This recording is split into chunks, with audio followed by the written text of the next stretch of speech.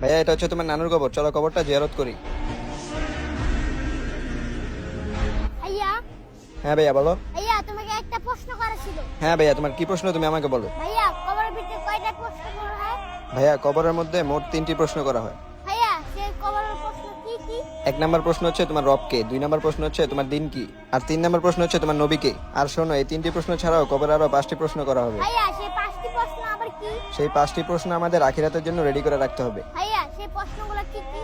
প্রথম প্রশ্ন হবে, বল তুই তোর সারা জীবন কি দিয়ে কাটাইছস। দ্বিতীয় প্রশ্ন, তোর সারা জীবন কোন কোন কাজে লাগাইছস। আর 3 নাম্বার প্রশ্ন হচ্ছে তোর এই সম্পদ কোথা থেকে এসেছে। আর 4 নাম্বার প্রশ্ন হচ্ছে তুমি সেই সম্পদ কোথায় কোথায় ব্যয় করছো। লাস্ট 5 নাম্বার প্রশ্ন হচ্ছে তোমার দিনের আমল কতটুকু করেছো।